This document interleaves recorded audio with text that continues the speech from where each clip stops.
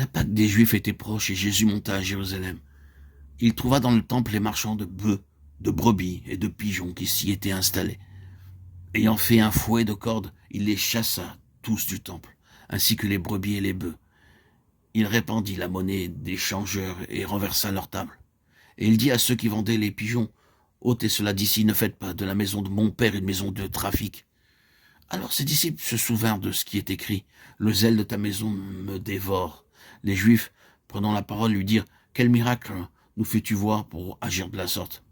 Jésus leur répondit, « Détruisez ce temple et en 3 jours je le relèverai. » Les Juifs reprirent, « On a mis 46 ans à bâtir ce temple et toi tu le relèveras en 3 jours. » Mais il parlait du temple de son corps. Aussi, quand il fut ressuscité des morts, ses disciples se souvinrent qu'il avait dit cela.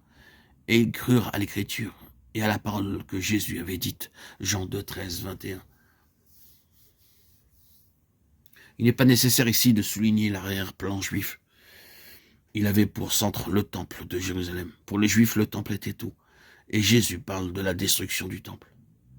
À une autre occasion, il dit, « Il ne restera ici pierre sur pierre qui ne soit renversé. » Matthieu 24, 2.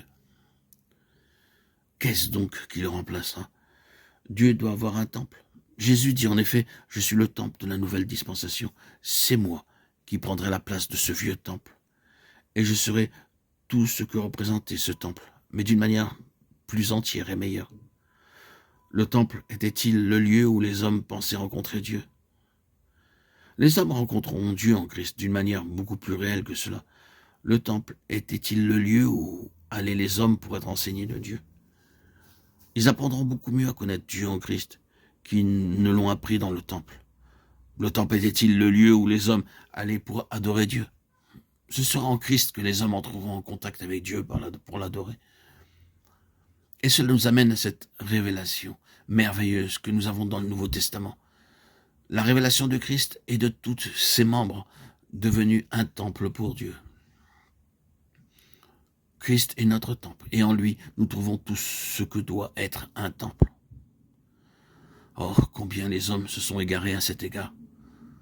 Nous allons dans beaucoup de lieux qui sont appelés églises, et ce mot s'applique à l'édifice.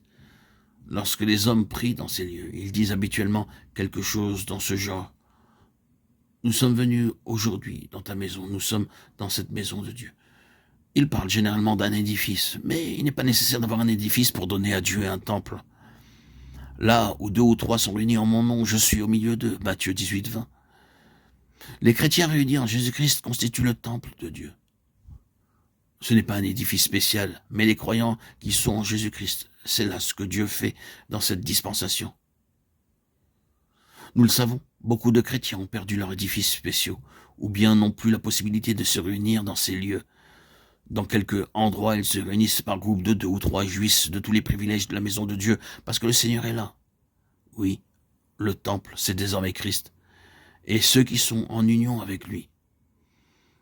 C'est ainsi qu'il a dit en ce jour où ils ne le comprenaient pas, « Détruisez ce temple, et en 3 jours je le relèverai. » Christ, dans sa résurrection, est le temple de cette dispensation.